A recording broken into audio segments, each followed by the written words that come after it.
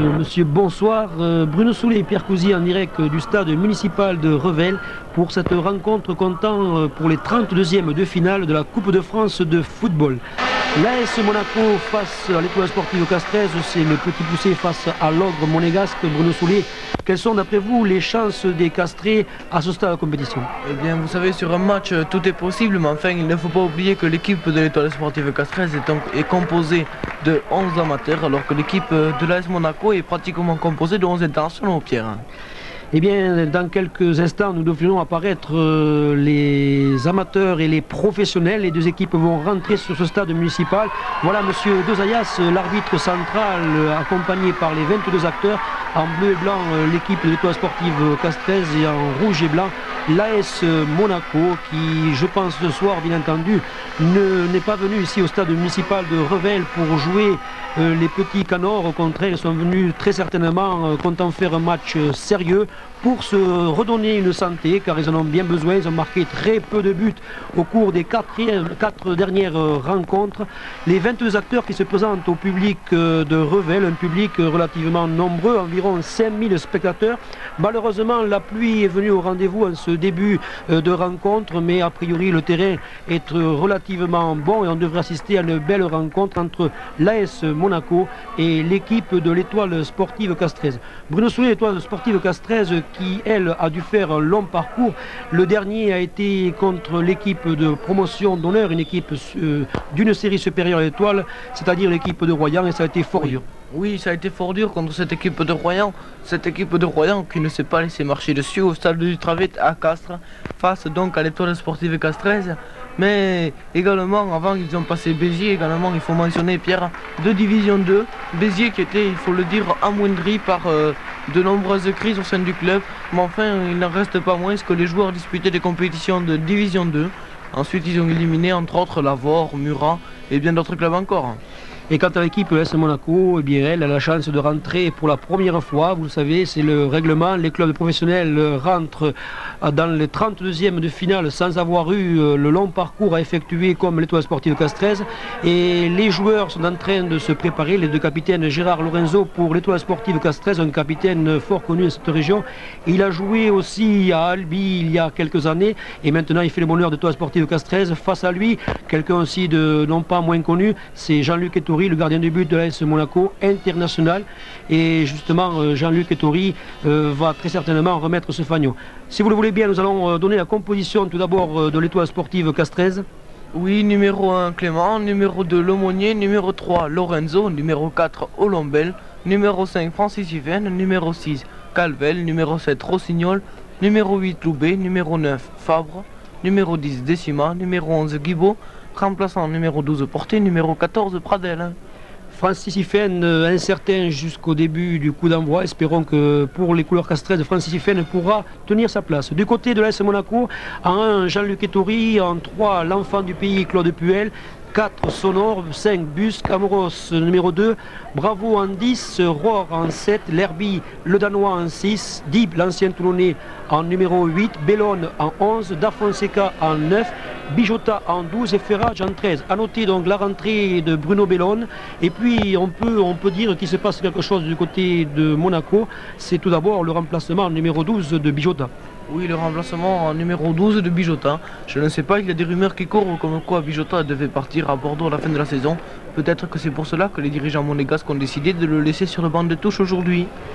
Voilà, monsieur Dozayas, dans quelques instants, on va donner ce coup d'envoi qui va être donné par l'AS Monaco. Ça y est, c'est fait, les 22 acteurs sont libérés. Monsieur Dozayas a bien sûr consulté d'entrée son chronomètre. Les monégasques par l'intermédiaire de Sonore qui transmet à Manuel Amoros. Manuel Amoros qui cherche donc un partenaire démarqué sur la droite pour le Danois Busque. Busque qui pratiquement est dans le camp maintenant castré. Ces monégasques qui font bien circuler le ballon avec un nouveau Busque derrière pour Sonore. On revient derrière pour essayer de repartir très certainement sur le côté gauche pour essayer de changer ce jeu. Mais on piétine un peu car ces castrés d'entrée de jeu montrent l'image de vouloir embêter ces monégasques et le ballon va pratiquement à nouveau presque au niveau de Jean-Luc Ettori. Un ballon qui repart sur le côté droit pour l'AS Monaco. C'est Monégasque qui pour le moment essaye de construire un jeu, les Castrés qui se défendent de corps et âme, mais M. Dezayas vient de siffler un coup franc en faveur de l'AS Monaco. Je crois que ces Castrés d'entrée de jeu montrent qu'ils sont venus là eux aussi pour essayer de faire un résultat face à l'AS Monaco. Oui bien sûr, mais il faut dire également que quand l'Étoile sportive castraise rentre sur le terrain du 32e de finale de la Coupe de France, ils n'ont rien à perdre, ils vont se jeter corps et âme dans ce match, comme vous le disiez Pierre, pour essayer de le gagner, alors que l'équipe de Monaco, si elle perd aujourd'hui, ça entraînera de graves conséquences financières. Le ballon pendant ce temps est parti du côté gauche, nous sommes dans les 18 mètres Castrés, Bruno Bellone qui donne donc en direction de Manuel Amoros, Amoros qui transmet derrière là pour partir sur la droite là, et les Castrés très certainement pourront peut-être se dégager, voilà ce qui est fait, c'est Amoros Manuel là, qui malheureusement n'a pu donner ce ballon dans de bonnes conditions, Daniel Bravo là qui est parti sur la droite pour essayer de passer la défense castraise qui a été un peu fauchée. Est-ce que M. Dayas va accorder un coup franc? Non, je ne pense pas. Si, voilà, M. Dayas a préféré le coup franc, donc faute sur Daniel Bravo. C'est Bruno Bellone, le gauche de Bruno Bellone, qui va peut-être donner une excellente occasion pour les Castrés. Les Castrés avec une défense qui s'est repliée, notamment Jean-Marc Ribaud qui revient fort derrière. Et voilà, c'est Monégasque qui n'ont plus donc tiré profit de cette occasion. Il va y avoir une touche en faveur de l'Étoile sportive castraise. Et oui, une touche en faveur, je ne sais pas, car le juge de touche indique une touche en faveur de l'AS Monaco. Et finalement, c'est un coup franc en faveur de l'Étoile sportive castraise. Clément, ce jeune joueur qui promet beaucoup, il n'a que 19 ans, qui va s'empresser de dégager au pied. Il se balade un petit peu en sa surface de réparation. Il temporise, il laisse le temps à ses troupes de se ramener au meilleur niveau. Moins de 3 minutes de jeu, pour le moment domination de l'AS Monaco, et on s'y attendait un petit peu car ces Monégasques vont certainement vouloir d'entrée de jeu dans le premier quart d'heure essayer de faire la différence. Monsieur Dayas ne siffle pas un coup franc.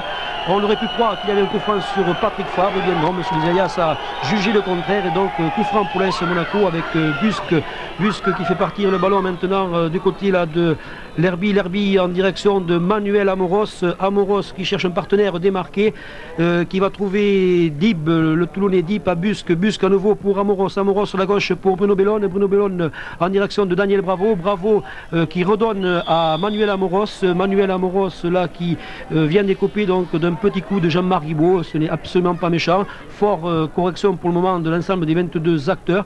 Et c'est Monégasque qui repartent du côté droit par Busque là qui cherche L'Herbi en direction de Rohr qui a donné à Da Fonseca un tir et Daniel Bravo, oh là là, Daniel Bravo qui était bien placé, une action qui ne paraissait pas dangereuse et je crois que les Castrés se sont manifestement laissés prendre au piège et Daniel Bravo en embuscade est venu carrément propulser ce ballon dans les filets de Thierry Clément.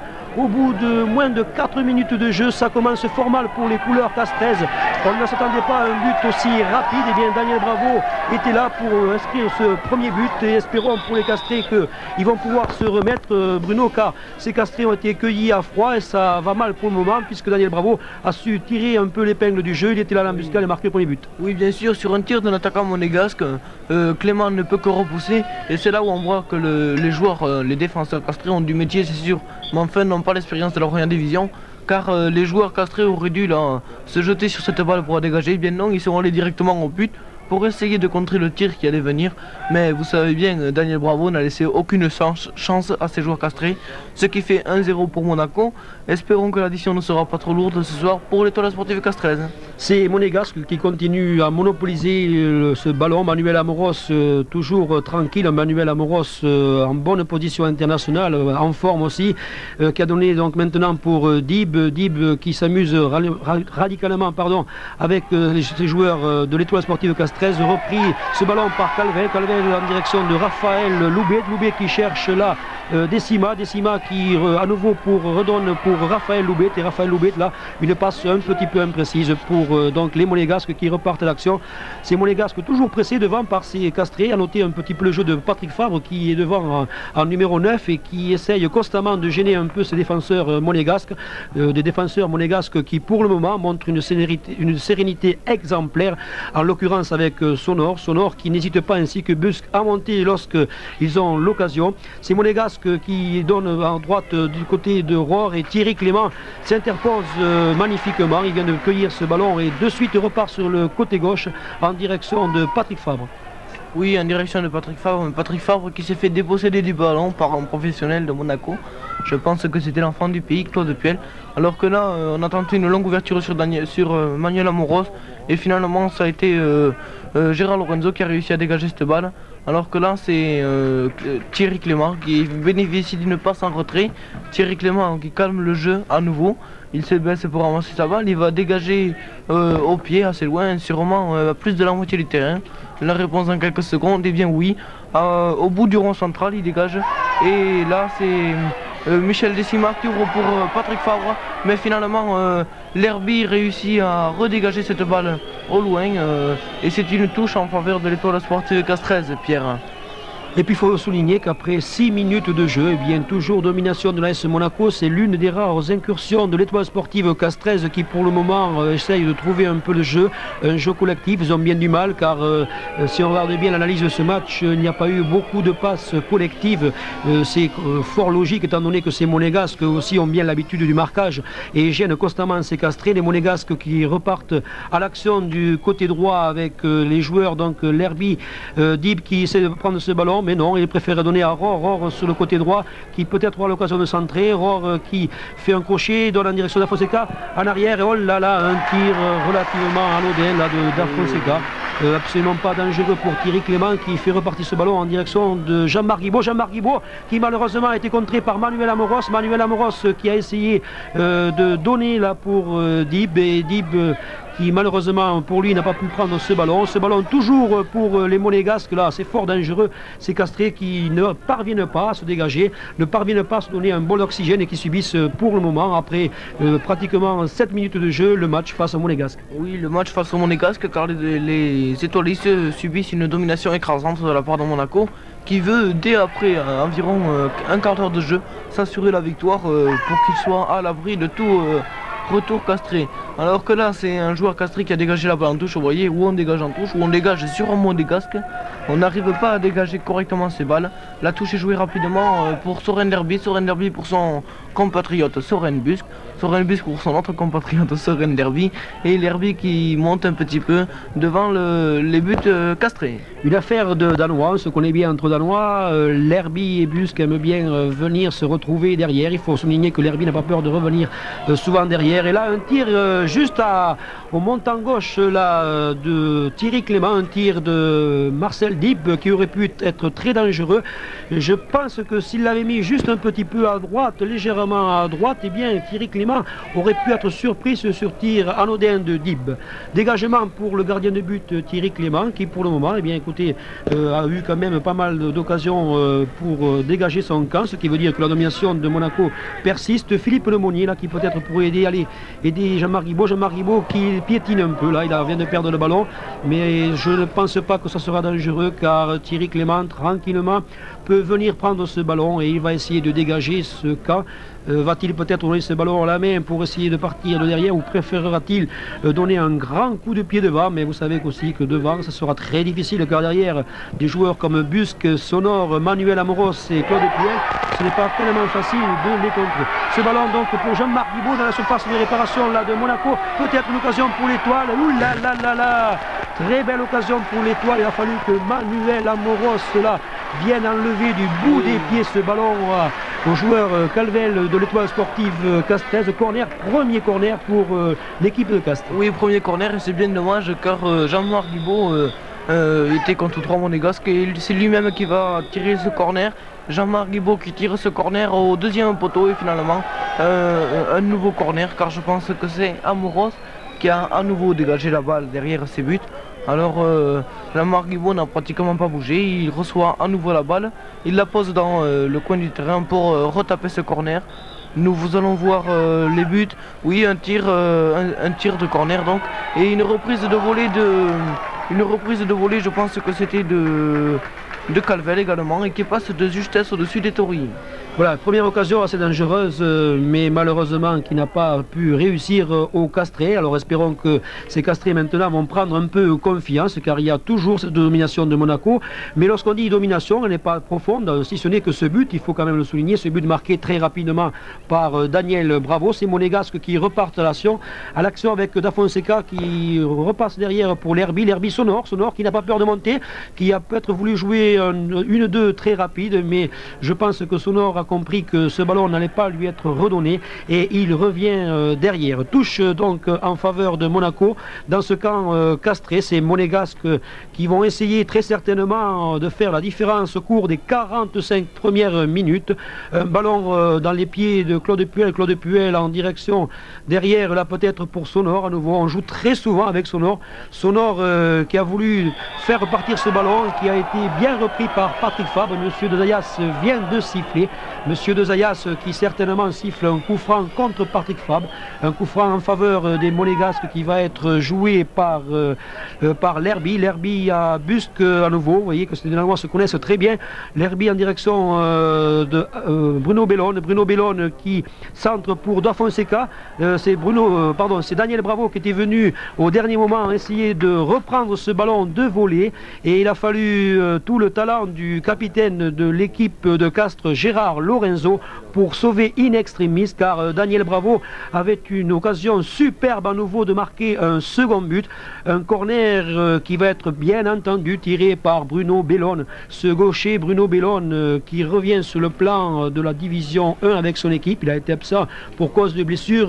Bruno Bellone pour un centre là qui passe donc la défense castraise repris par Daniel Bravo. Daniel Bravo sur la droite qui va essayer de s'infiltrer, mais devant lui Francis Iffen, ce n'est pas le premier venu, même si Francis Iffen malheureusement ce soir n'est peut-être pas dans les capacités à 100%. Vous voyez qu'il porte un bandage sur la jambe droite et malheureusement pour lui, espérons et heureusement peut-être pour lui aussi, espérons qu'il pourra tenir tout le match. Gérard Lorenzo tranquillement pour Thierry Clément. Thierry Clément à nouveau pour Gérard Lorenzo. On temporise un peu. On essaye très certainement de construire ce jeu au niveau de l'Étoile Sportive Castres, mais on a du mal à se trouver, on a du mal à faire plus de 2 ou 3 passes. Peut-être parce que les gens de l'Étoile Sportive Castres ne bougent pas assez et surtout aussi parce que les joueurs de l'AS Monaco ont un marquage très strict sur les joueurs. Et surtout les joueurs de l'Étoile Sportive Castres sont énormément énervés avant ce match. Il faut dire que avant un match contre les professionnels, ce n'est pas tous les jours que ça arrive à un club de promotion honneur. Alors les joueurs de l'Étoile sont assez énervés. Mais enfin maintenant ils commencent à reprendre du poil de la bête. Ils mènent au niveau du corner. Ils ont eu deux corners en leur faveur, alors qu'il n'y en a eu qu'un seul en faveur de l'AS Monaco. Là, un coup franc assez important qui va être tiré par Gérard Lorenzo. Autour du ballon, Gérard Lorenzo. Oh là là là, Guibaud qui a tiré ce corner dans le mur monégasque, Pierre. Bien oui, Jean-Marc Guibaud, on n'a pas trop compris ce qu'il a fait. C'est peut-être, vous voyez, comme vous disiez, l'histoire de décontraction. Je crois que ces joueurs castrés ne sont pas en ce moment très décontractés. Ils sont bien au contraire contractés. Ils n'arrivent pas à se libérer. C'est un peu justement l'image de ce coup franc où on n'a pas su trop comment Jean-Marc Guibaud allait donner ce ballon. Il l'a carrément donné à ces Monégasques. Les Monégasques qui sont bien entendu repartis rapidement dans l'action. Un centre là pour, sur la gauche, Bruno Bellone. C'est, attention, l'action qui peut être dangereuse. Bruno Bellone qui centre. Ouh là là là là, il a fallu, je pense, la tête d'un Castré in extremis là, qui est venu sauver à nouveau et remettre en corner ce ballon qui paraissait très très chaud. Et pour le moment, bien entendu, beaucoup d'action, ballon là, ouh là là, quelques mètres, c'est peut-être, et voilà, c'est Busque en embuscade qui était là. Busque a profité à un moment donné d'une faiblesse à nouveau de la défense, une erreur de défense pour venir pratiquement le même scénario, battre à bout portant Thierry Clément. Il ne lui a laissé aucune chance. 2 erreurs de défense là à l'affaire de moins de 15 minutes et 2-0 pour l'Étoile Sportive Castres. Les choses se compliquent car au bout d'un quart d'heure, eh bien, les Monégasques mènent 2-0. Et alors là, attention, là on peut se demander qu'est-ce qui va se passer. Est-ce que les joueurs castrés vont pouvoir essayer de revenir au score ou alors est-ce que les Monégasques vont continuer leur cavalier seul et pourquoi pas essayer ce qu'on appelle dans le milieu sportif mettre un carton au castré. Il faudrait pas aussi que le public revellois se réveille car même s'il y a environ 5000 spectateurs, eh bien, je crois que ces joueurs castrés doivent attendre que ces supporters un peu revellois et pratiquement aussi castrés, car ils sont venus nombreux du côté de la région castraise, puissent les porter. Et en ce moment, ce n'est pas tellement le cas, ça manque un peu d'ambiance du côté castré, espérons qu'ils vont se réveiller. Surtout que le club de l'Étoile sportive castraise est actuellement le premier club tarnais quant au nombre de licenciés, toutes catégories. Il y a 20 équipes, des vétérans aux débutants. Là, une touche va être jouée par Michel Decima. Michel Decima qui joue cette touche directement dans les pieds de Jean-Philippe Roch. Jean-Philippe Roch qui dégage justement dans le public révélois. Et le public révélois qui redonne de suite cette balle à Claude Puel. Claude Puel qui va jouer cette touche. Il a beaucoup il avait 4 possibilités, soit Soren Busk, soit Soren Lerby, soit Div, soit Roch. Finalement, il a choisi Busk. Busk et Lerby qui jouent un petit peu ensemble et finalement c'est Lerby qui a la balle. Lerby qui donne un petit peu en avant pour Busk au niveau de la ligne médiane. Maintenant il a lancé un petit peu en avant Bruno Bellone. Bruno Bellone pour Manuel Amoros. Marcel Dib qui ne peut rentrer pas cette balle qui sort en touche sur le côté gauche du terrain. Bien oui, touche à l'actif des Castrés, joué par le jeune Philippe Lemonnier. Le jeune Philippe Lemonnier qui va essayer de donner ce ballon à Jean-Marc Guibault qui n'a pu le contrôler. Ballon maintenant dans les pieds là, de Bruno Bellone. Bruno Bellone qui va essayer de passer Francis Iffen, mais comme vous l'avez vu plusieurs fois, il n'est pas tellement facile de passer Francis Iffen. Un joueur fort excellent, d'ailleurs excellent au cours des matchs de Royan et de Béziers, qui confirme ce soir tout le bien qu'on pensait de lui. Francis Iffen qui bien entendu a stoppé un peu Daniel Bravo. Monsieur Dezayas a considéré qu'il y avait faute sur Bruno Bellone et Bruno Bellone donc va pouvoir jouer ce coup franc dangereux. Un petit corner là pour la tête, là on cherchait la tête de, non pas de Daniel Bravo, puisque Daniel Bravo vient de prendre ce ballon. On cherchait la tête notamment peut-être un peu de Da Fonseca. Da Fonseca qui n'a pu être sous l'action pour prendre cette tête, et croyez-moi que c'était là aussi une action fort dangereuse qui aurait pu aboutir à un 3e but. Et là un tir tout à fait à droite des poteaux, un tir absolument pas dangereux pour le jeune gardien de but castré Thierry Clément, mais toujours domination de ces Monégasques, 17 minutes de jeu, et on se demande bien comment ces Castrés vont pouvoir réagir. À part 2 actions dans le camp de l'équipe de Castres, eh bien on n'a pas vu beaucoup d'actions du côté des Castrés, les Monégasques qui dominent toujours, et notamment en ce moment là Bruno Bellone qui, oh là là, va peut-être marquer un 3e but, et non, oh là là, Hollandais est venu juste sauver sur la ligne. Son but, ce n'est pas fini en ce moment. Gérard Lorenzo qui sait dégager ce ballon. 3 joueurs monégasques. Et là là, oh là là, Daniel Bravo qui avait le 3e but au bout de ses pieds. À 4 mètres là, il a carrément donné ce ballon au-dessus de la cage de Thierry Clément. Vous voyez que même dans le monde professionnel, ce sont des buts qu'on appelle immanquables. Et là, on ne comprend pas ce qu'a fait Daniel Bravo. Il avait juste qu'à pousser ce ballon et inscrit un 3e but. Et un corner donc en direction de Bruno Bellone. Bruno Bellone qui tape ce corner au second poteau pour la tête de Da Fonseca de nouveau. Mais finalement, Da Fonseca qui a dû bousculer un petit peu les joueurs de l'Étoile. Et ça va être un coup franc pour les joueurs de l'Étoile. On voit Francis Iffen qui a un très joli bandage, il faut dire, sur la cuisse droite. Il s'est blessé il y a 15 jours, un claquage, le 4e de la saison. Enfin, j'espère que ce ne sera pas trop grave. J'espère qu'il pourra surtout tenir tout le match, Pierre. Eh bien, c'est le souhait. Pour le moment, les Castrés essayent de repartir par l'intermédiaire de Thierry Clément. Même scénario, les Monégasques récupèrent ce ballon. Manuel Amoros en direction maintenant là, de Lerby. Lerby derrière à nouveau pour Manuel Amoros qui essaye de partir carrément sur le côté droit. On revient derrière avec Sonor. Sonor qui monte, personne ne charge. Donc Sonor a bien raison, il essaye de faire 1-2 à nouveau. Daniel Bravo qui vient prendre ce ballon. Claude Puel là qui essaie de partir sur l'aile droite et ce ballon qui atterrit dans les bras de Thierry Clément. Thierry Clément cherchant toujours un partenaire démarqué, donne ce ballon, un peu le même scénario d'ailleurs que du côté monégasque. Derrière on retrouve toujours Gérard Lorenzo. Gérard Lorenzo tranquillement dans les mains de Thierry Clément. Thierry Clément qui voilà, donne des conseils, qui demande à ses partenaires de se démarquer un peu. Philippe Lemonnier sur le côté droit à l'air démarqué. Thierry Clément qui glisse, ce que je vous confirmais un petit peu, la pluie qui est tombée en ce début de match a rendu glissant le terrain du stade municipal de Revel. Et c'est Monégasque qui monopolise toujours le ballon avec Busk derrière, Busk en direction très certainement de Bruno Bellone. Bruno Bellone qui était juste derrière donc en retrait. Bruno Bellone à nouveau pour Busk. Busk Sonor pour Claude Puel. Claude Puel qui se fait subtiliser le ballon.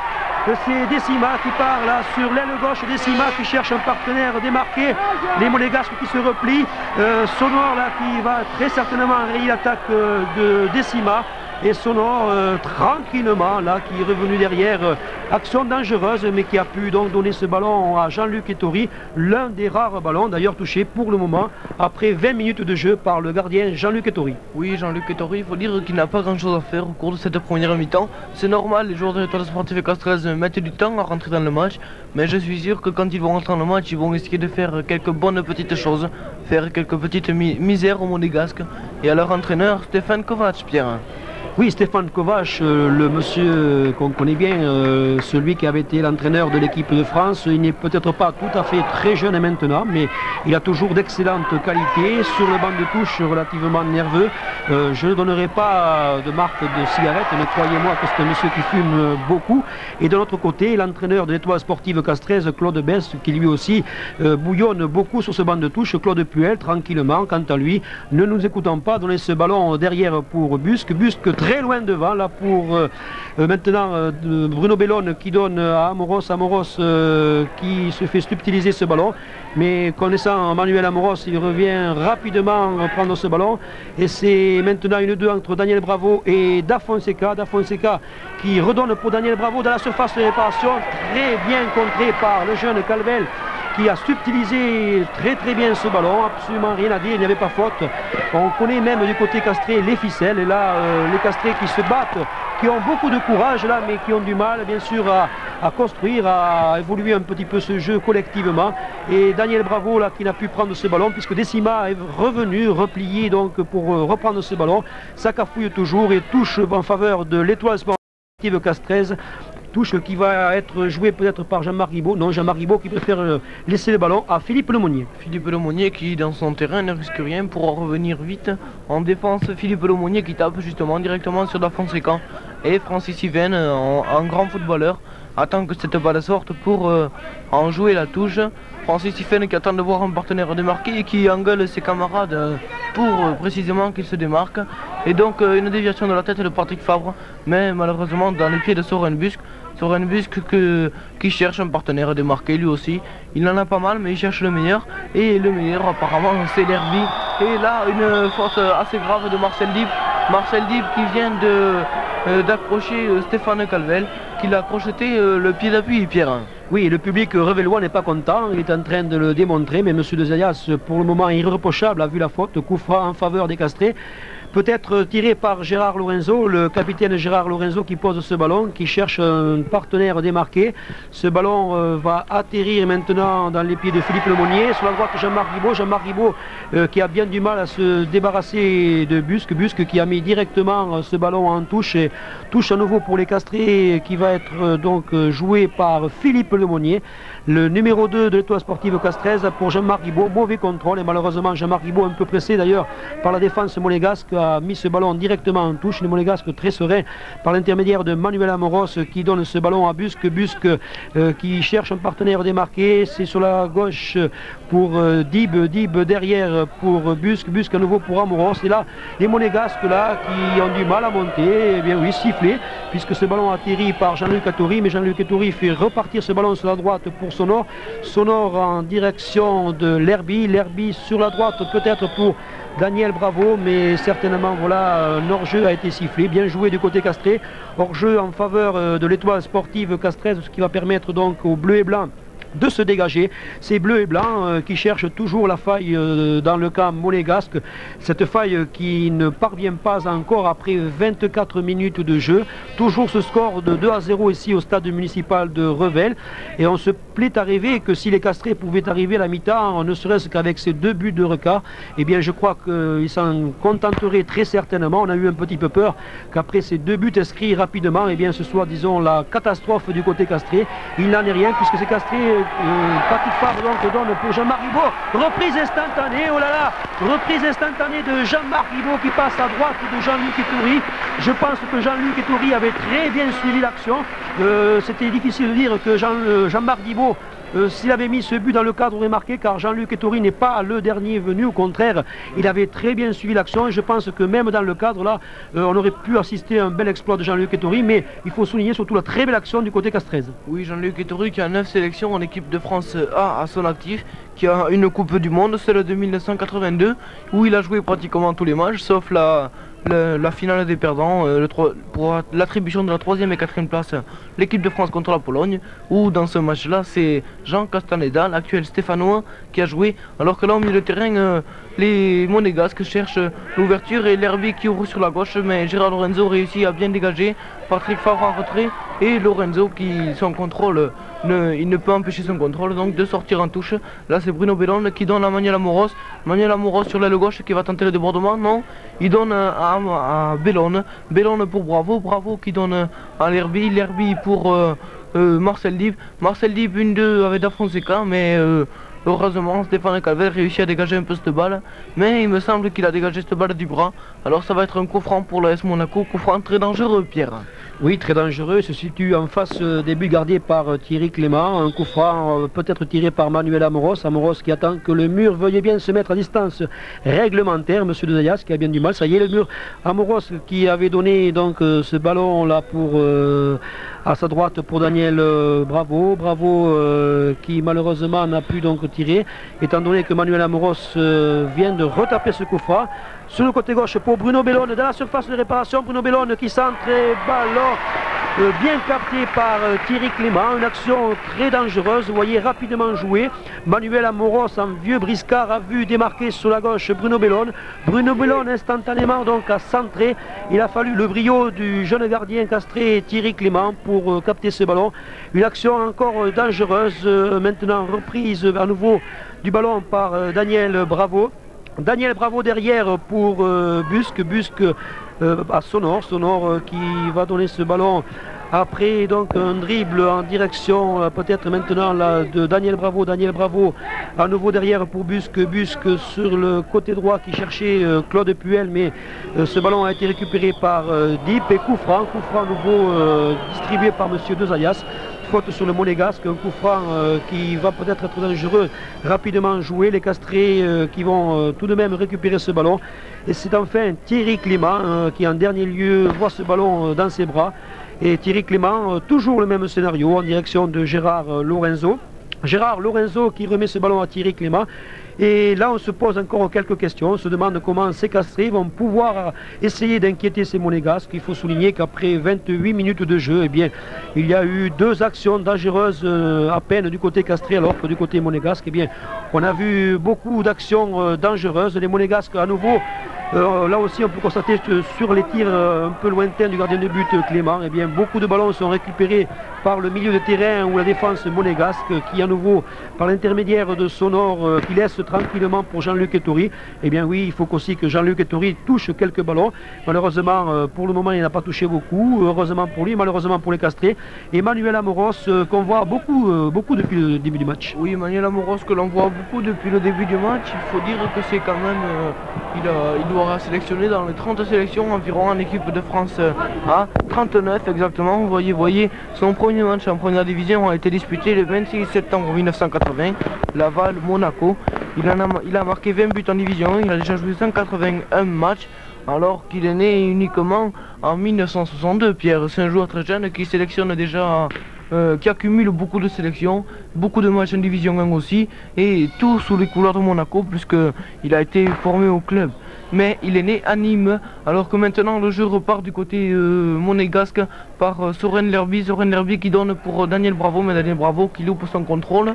Et Gérard Lorenzo peut donner un retrait à son gardien qui lui rend l'appareil à Gérard, et Gérard qui va dégager, oh là là, très mauvais dégagement, et Bruno Bellone qui se retrouve donc seul sur le côté gauche, un centre tendu au second poteau, mais finalement un castré a pu dégager, et là c'est Stéphane Calvel qui tape droit devant, et également Patrick Favre qui se retrouve entre 2 Monégasques qui n'a pas pu dégager cette balle, Pierre. Un Patrick Fabre bien esselé, il est souvent seul devant, là il ne peut pas faire grand chose, d'autant plus qu'il est bien encadré par Busque et Sonor, et croyez-moi que ces 2 personnages de la défense, il n'est pas tellement facile donc de passer. Soren Busque, ce Danois qui fait 1,84 m et qui en plus a un excellent jeu technique, avec Da Fonseca maintenant qui a donné ce ballon rapidement, qui va se retrouver à droite pour Dib qui tire, un tir tendu mais pas trop puissant, ce qui n'inquiète pas Thierry Clément toujours à la recherche de partenaires démarqués et qui va dégager très loin son camp, mais là attention, On risque d'avoir le même scénario, peut-être la défense monégasque qui va récupérer ce ballon, bien oui. Ce ballon récupéré sur la droite là par Dib, l'ancien Toulonnais Dib, qui a mal contrôlé ce ballon et qui a mis directement en touche qui va être jouée par Stéphane Calvel pour les Castrés. Sur le côté gauche en direction de Jean-Marc Ribaud. Jean-Marc Ribaud qui cherche un partenaire démarqué. Les Monégasques ont du mal à dégager Sonor qui dégage ce ballon. Et là, Calvel qui profite de l'hésitation de Sonor. Le jeune Calvel qui a hérité d'un excellent ballon. Une erreur monumentale de Sonor. Et le culot de ce jeune Castré vient de donner ce premier but à l'Étoile sportive castraise. Croyez-moi que le public est enthousiasmé. Bruno, je crois que là, Stéphane Calvel a profité de l'excellente occasion de ce mauvais renvoi de Sonor. Et le culot de ce jeune Stéphane Calvel a permis de tromper pour la première fois Jean-Luc Ettori. Oui, et c'est surtout le travail de Guibaud. Lorsque Sonor va dégager cette balle, Guibaud le gêne et Sonor ne peut dégager uniquement sur Calvel. Et d'un très joli tir, Calvel trompe Jean-Luc Ettori qui doit être une de ses idoles. Alors c'est magnifique pour Stéphane Calvel, il doit être au 7e ciel actuellement. Alors que là, les Monégasques repartent à l'attaque.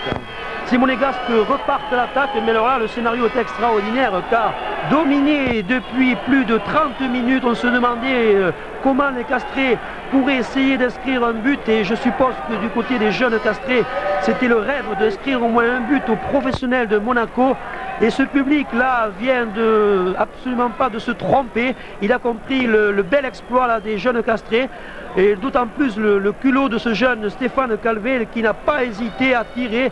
Il a bien fait car Jean-Luc Ettori a priori a été surpris. Il ne s'attendait surtout pas à ce mauvais renvoi de Sonor. On discutait un peu de la défense impériale avec Busque et Sonor. Et bien sur ce coup-là, je crois que Sonor a commis une grossière erreur, ce qui a fait le bonheur du jeune Stéphane Calvel qui n'a pas hésité quant à lui à tirer et à tromper là dans sa cage Jean-Luc Ettori, tout surpris de recevoir ce superbe tir et d'aller chercher pour la première fois le ballon au fond des filets monégasques. Les Monégasques, toujours par l'intermédiaire de Sonor, qui je pense essaye de se racheter, qui fait donc en ce moment une montée offensive. Sonor qui n'a pu centrer les Castrés qui se dégagent et actuellement supporté par ce public castré. Là, monsieur l'arbitre de touche donc arrête le ballon. Effectivement, il a vu une touche, ce qui n'est pas du goût du public et de moi-même, car je pense, Bruno, que ce ballon peut-être n'avait pas été a priori mis en touche, mais vous le savez très bien, les arbitres aussi ont le monopole donc de leur décision. Une erreur peut être admise si l'arbitre touche donc a perçu donc cette touche. Faisons-lui confiance, alors que les Castrés maintenant, il faut le souligner, depuis quelques minutes sont repris donc un petit peu du poil de la bête et montent à l'assaut des cages de Monaco. Il reste moins de 12 minutes à jouer, alors pourquoi pas un second but, ce qui permettrait à l'Étoile sportive castraise d'arriver à égalité à la première mi-temps. C'est ce qui se passe actuellement dans la tête des Castrés. Ils se disent on a réussi à marquer un but aux professionnels, pourquoi ne pas en marquer un second, alors qu'actuellement on nous montre le panneau d'affichage où les Castrés ne sont menés que d'un but sur le score donc de 2 buts à 1 face à Monaco. Et donc les Castrés se disent pourquoi ne pas en marquer un second, aller au repos avec un quart d'heure de repos avec l'égalité 2-2, ce serait vraiment le but atteint par l'Étoile sportive castraise qui aurait fait de son possible pour contrer les pros de Monaco. Eh bien, les joueurs Monaco ne vous entendent pas de la même oreille puisqu'ils repartent à l'assaut à des buts castrés, une main castraise avec un coup franc dans le camp des Castrés. Ces Monégasques qui certainement vont faire le forcing pour marquer un troisième but à moins de 12 minutes de la première période. Et ces Monégasques qui, donc par l'intermédiaire toujours de ce Sonor qui monte beaucoup, notamment avec l'Herbi qui cherche sur la droite d'Afonseca, dans les pieds du jeune Calvel, auteur du premier but castré. Raphaël Loubet loin devant sur la droite là pour Patrick Fabre, mais fort justement signalé hors jeu. Dommage pour les Castrés, ça aurait été une superbe occasion là pour les Castrés, mais je crois que c'était trop beau pour être vrai et Sonor va pouvoir dégager ce camp monégasque.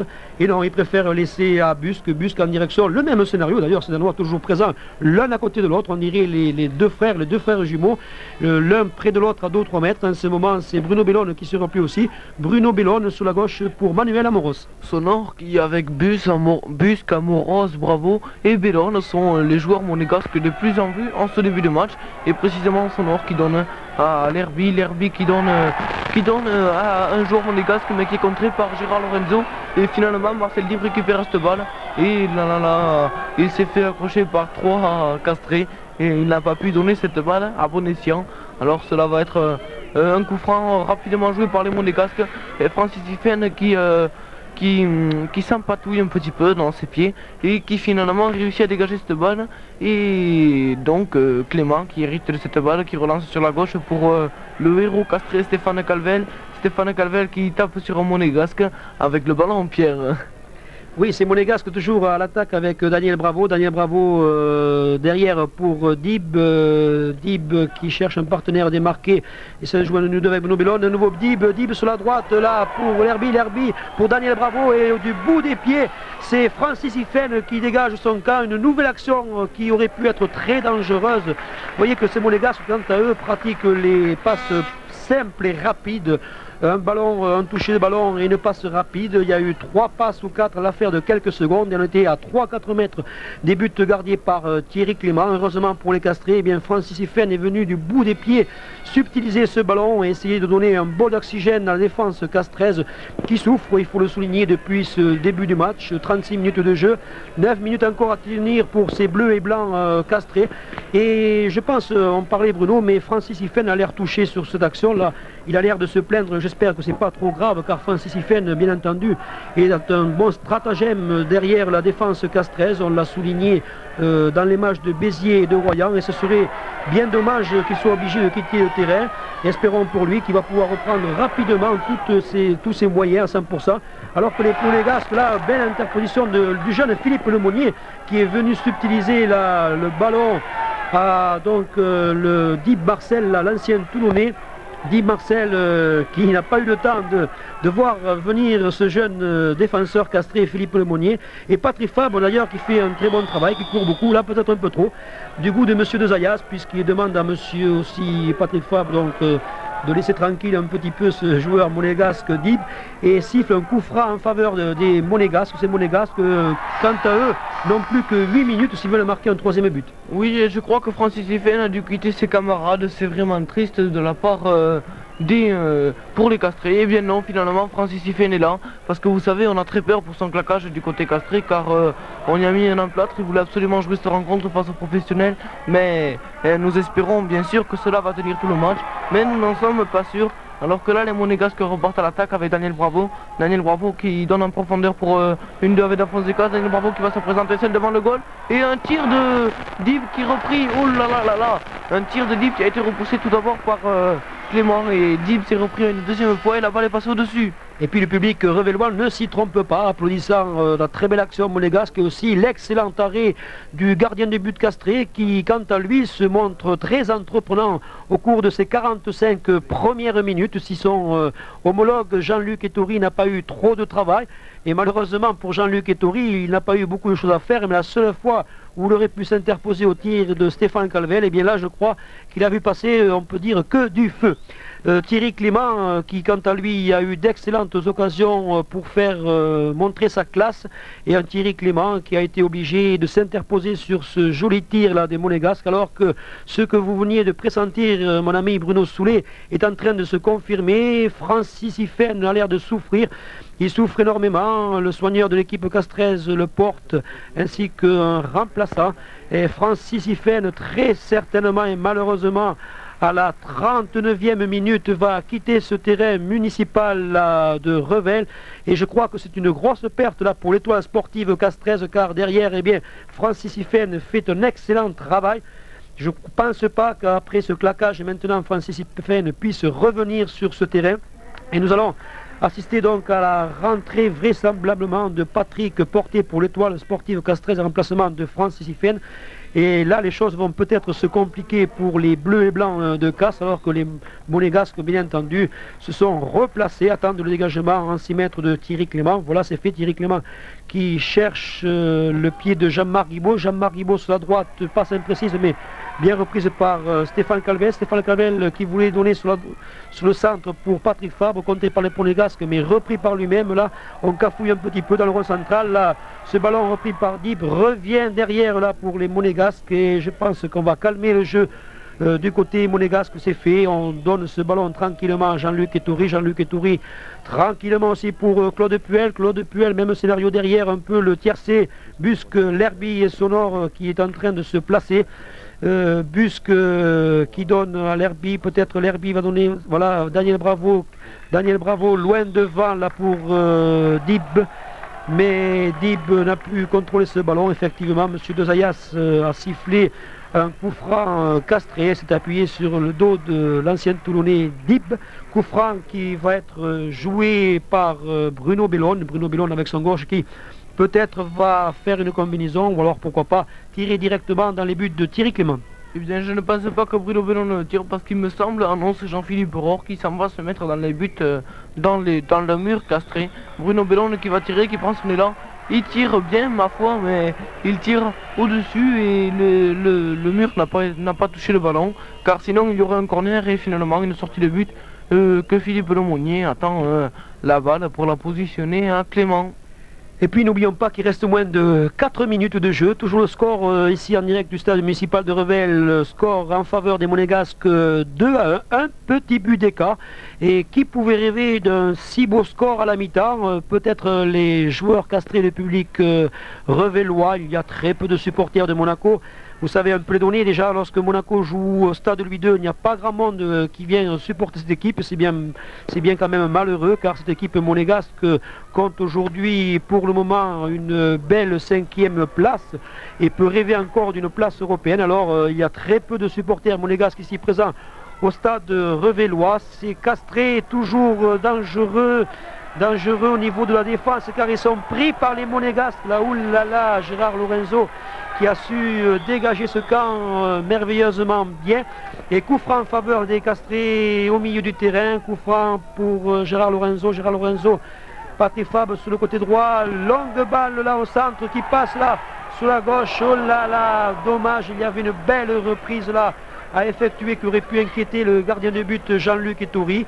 Mais ce ballon est passé loin à gauche des buts gardés par Jean-Luc Etoury. Une action dangereuse des castrés, puisque après ce centre Patrick Fabre, eh bien, on aurait pu assister à une superbe reprise. Mais vous le voyez, techniquement, des fois, ces amateurs, même des professionnels, font un petit peu le gros raté, comme on appelle dans ce milieu sportif. Ce qui a été malheureusement le cas pour les castrés, qui ont tout de même eu une excellente occasion, une de plus dans ce match, même si elles n'ont pas été nombreuses. Le petit poussé qui n'a pas eu peur de l'ordre et qui lui a marqué un but et qui a obtenu quelques occasions face donc à cette équipe monégasque. Alors qu'actuellement, 42 minutes et 50 secondes de jeu, donc il reste 2 minutes et 10 secondes de jeu ici au stade municipal de Revel, dans le 32e de finale de la Coupe de France qui oppose Monaco à l'Étoile Sportive Castres. Une touche actuellement pour Monaco qui va être jouée par Claude Puel. Claude Puel il a l'Herbie devant lui, non c'est Busque. Ils sont difficiles à reconnaître, Pierre, car ils sont tous les deux blancs et ils sont tous les deux danois. Et puis du côté castré, il faut souligner que la mise au vert qu'ils ont eue avant le match a l'air de bien leur sourire, car ce résultat flatteur, s'il se confirme dans moins de 2 minutes, va pouvoir permettre aux castrés de rêver encore, et bien oui, à un bel exploit. On ne sait jamais, même si les chances castraises sont minimes ici, beaucoup de monde ne pense pas qu'ils sont capables de sortir l'équipe de Monaco qui a eu une excellente occasion ici par Da Fonseca qui à quelques mètres là de Thierry Clément a vu ce tir contré pour donner un corner en faveur des Monégasques. Encore quelques minutes pour ces bleus et blancs pour tenir. Corner joué donc par ces Monégasques avec une sortie là de Thierry Clément, un petit pas hasardeuse qui pourrait donner un 3e but. Oui, oh là là, un 3e but qui a failli donc être inscrit à moins de 1 minute de la fin du match. Et à nouveau corner Une erreur à nouveau de défense d'ailleurs des Castrés là, qui a failli leur coûter cher, et Bruno Bellone tranquillement va pouvoir tirer peut-être l'un des derniers corners de cette première mi-temps. Et attention là les Castrés, il va falloir faire marquage très strict parce qu'à chaque corner, eh bien, les joueurs monégasques sont toujours libres de leurs actes, libres de reprise de la tête ou du pied. Bruno Bellone qui regarde loin un partenaire démarqué, beau centre de Bruno Bellone peut-être là repris par Da Fonseca qui tire mes ballons contrés très certainement par Gérard Lorenzo. L'action s'est jouée rapidement, le ballon aussi est parti rapidement là pour Jean-Marc Ribaud sur le côté droit. Jean-Marc Ribaud là, bon ballon là en direction là de Patrick Fabre qui n'a pu se saisir de ce ballon. Et c'est les Monégasques qui vont tranquillement faire repartir ce ballon par Jean-Luc Ettori. À notre chronomètre, le match est terminé depuis quelques secondes. Monsieur De Zayas peut-être laisse jouer encore quelques secondes d'arrêt de jeu. Mais je pense que dans quelques instants, il devrait libérer les 22 acteurs pour la première mi-temps. Le ballon là qui va aller donc en direction des joueurs monégasques, car monsieur De Zayas a vraisemblablement sifflé un coup franc en faveur là, des joueurs de Monaco. Voilà monsieur De Zayas qui prend ce ballon. On ne sait pas trop ce qu'il va faire là, monsieur De Zayas qui... Ah voilà, ça y est, parce qu'effectivement on était caché un petit peu. Et l'action que je vous avais décrite tout à l'heure là sur ce tir de Da Fonseca, bloqué là par Gérard Lorenzo, qui sur ce contre donc a dû prendre un coup mal placé, et malheureusement pour Gérard Lorenzo, il a dû subir pendant quelques instants ce contre-choc. Mais je pense que Gérard Lorenzo est un vieux de la vieille, il va se remettre très vite de ce petit coup du sort. Et en effet Gérard Lorenzo là oui fait signe un petit peu qu'il a eu quelques petits problèmes, mais ces problèmes sont vite dissipés. Et le valeureux capitaine de l'équipe de Castres, Gérard Lorenzo, a pu reprendre sa place avec un entre-deux maintenant de bénéfice là de l'équipe de Monaco. Mais monsieur De Zayas arrête ce match pour le moment. Coup franc je pense en faveur de l'Étoile sportive de Castres. Mais monsieur De Zayas, fort bien connu dans ce monde professionnel, commence à dire aux joueurs castrés: pas de cinéma monsieur, il y a coup franc, levez-vous. Mais j'ai l'impression quand même que ce joueur castré souffre. Il souffre de ce coup un peu caché, on voit très mal, mais je pense que c'est Patrick Fabre qui était venu prendre ce ballon. En effet Patrick Fabre qui a reçu un mauvais coup. Coup franc en faveur des Castrés, alors que Olombel là, le jeune Olombel derrière ne quitte pas notre ami donc le Toulonnais Dib ou même Da Fonseca. Et Da Fonseca en ce moment donc aux côtés de Olombel, et Olombel connaît bien ce vieux briscard. Il n'a jamais joué contre lui, mais il connaît très bien ce fameux joueur Da Fonseca de Monaco. Il ne faut pas lui laisser trop de champ libre, et monsieur De Zayas à l'instant même est en train de siffler la fin de cette première mi-temps. Alors vous le souvenez, une première mi-temps domination des Monégasques, 2 buts inscrits, rares incursions des Castrés, mais au tableau affichage 2-1 pour Monaco, et encore, on peut dire que tout est encore permis pour la seconde période. Oui, les Castrés qui ne sont pas ridicules aujourd'hui ici au stade municipal de Revel, ils ne perdent rien que par 2 buts face à l'équipe professionnelle de Monaco. L'arbitre, donc M. De Zayas, a fait jouer 2 minutes d'arrêt de jeu. C'est un petit peu beaucoup car il n'y a pas eu énormément d'arrêt de jeu. Enfin, c'est lui le chef sur le terrain. Donc nous nous retrouverons Pierre pour la seconde mi-temps. Je laisse le mot de la fin à Pierre Cousy. Voilà, il faut rappeler simplement les buts monégasques, buts inscrits par Daniel Bravo et l'arrière Bus. Et du côté castré, eh bien, le but a été inscrit par Stéphane Calvé. Voilà, un quart d'heure de mi-temps, et puis nous nous retrouverons pour la seconde période. Une seconde période qui va être enthousiaste certainement, car les Castrés menés que d'un petit point, eh bien, vont essayer de faire le jeu. Mais attention, est-ce que physiquement ces Castrés pourront bien tenir? Une bien vite passée, puisque monsieur De Zayas a libéré à nouveau les 22 acteurs pour la seconde période. Ce score de 2-1 en faveur de Monaco en première mi-temps. Le jeune Patrick Portier qui a remplacé Francis Ifen a donné ce coup d'envoi. Et les Monégasques qui continuent donc à faire sûrement le pressing qu'ils avaient fait en début de première période. Et là, Bruno Soulet, on peut se poser la question à 2-1, est-ce que les Castrés vont pouvoir tout d'abord tenir physiquement le coup? Est-ce qu'ils ne vont pas être pris un petit peu par la fatigue? Est-ce que les Monégasques vont essayer, quant à eux, de faire la différence? Car n'oublions pas qu'à la mi-temps, très certainement l'entraîneur Stéphane Kovac ne doit pas être très content de ce score de 2-1. c'est sûr, mais enfin je dois dire qu'il y a une différence de niveau au plan physique entre la division 1 et la promotion honneur. Mais enfin, vous savez, un exploit sur un match, l'équipe de l'Étoile sportive Castres est tout à fait capable de maintenir un échec ou bien peut-être de gagner l'équipe de Monaco. Sur un match, c'est possible. Mais enfin, il ne faut pas se bercer d'illusions tout de même. L'équipe de Monaco, c'est 11 professionnels. 11 professionnels qui, depuis 5 ans en Division 1, se battent pour disputer une Coupe d'Europe. Et je crois que cela, ça va peser dans la balance contre l'Étoile sportive Castres. Les Monégasques qui continuent à attaquer avec, il faut le souligner, la rentrée du numéro 12 Bijota, Dominique Bijota, qui n'avait pas été aligné dans la composition de départ.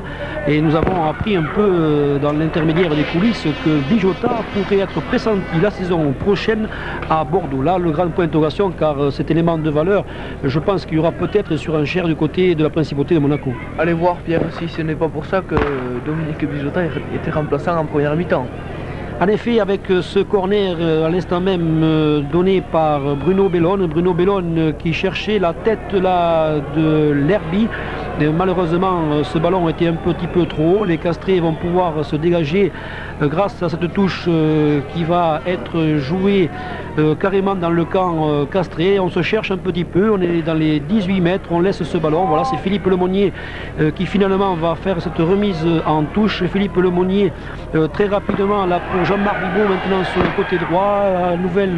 Nouvelle touche, mais Monsieur Dezayas a montré touche pour Monaco. Très certainement un joueur castré au passage a touché ce ballon un petit peu avec le pied et en effet l'arbitre touche très bien placé donne cette touche à Monaco. Touche très contestée par le public, il faut le dire. Donc la touche jouée par Monaco avec Daniel Bravo, on est à 22 mètres environ au début de castré et le numéro 7 Frédéric Rossignol de l'Étoile sportive Castres a réussi à dégager son gant et c'est Luc Sonor qui donne un retrait à Soren Busk qui cherche un partenaire à démarquer. Il avance balle au pied puisqu'il n'a pas de joueur qui le charge, donc il passe à droite à l'enfant du pays, Claude Piel, que l'on connaît bien ici à Castres. Claude Piel qui donne en profondeur pour un joueur qui lui remet la balle. Claude Piel au milieu du terrain qui passe à Marcel Dive pour Claude Piel en profondeur pour Bruno Bellone et finalement Philippe Lemonnier s'interrompt avec brio. Et Rafa Loubet là désespérément essaie de calmer ce jeu, de donner ce ballon à Thierry Clément pour essayer donc de repartir à l'attaque. Thierry Clément, excellent gardien sur ce match que nous avons vu aujourd'hui. Thierry Clément qui va essayer de dégager très loin son camp. On ne joue pas trop si vous voulez la baballe derrière. Thierry Clément préfère plutôt donner de grands ballons devant pour essayer de surprendre ses Monégasques, mais derrière Busk ne se laisse pas influencer, bien loin de là. Bruno Bellone là qui essaye de repartir à l'attaque avec des Monégasques qui jouent très bien, une touche de balle et une passe. Grand ballon là devant là pour essayer donc d'inquiéter ces Castrés. Les Castrés qui viennent de s'interposer avec brio pour essayer donc de ne pas encaisser ce troisième but après 5 minutes de jeu, toujours 2-1. Ce n'est pas trop mal pour ces Castrés, mais je pense que ces Monégasques là vont essayer de faire le forcing pour inscrire un troisième but. Daniel Bravo que nous avons vu ce soir fort à l'aise, il a marqué un très joli but, un but imparable au cours de la première période. Et Thierry Clément là qui pour le moment calme un petit peu le jeu. Je crois que ces Castrés bien entendu ont besoin de respirer au maximum car ils n'ont pas le même rythme que les professionnels de Monaco qui s'entraînent pratiquement tous les jours, alors que l'Étoile sportive de Castres, ce club amateur.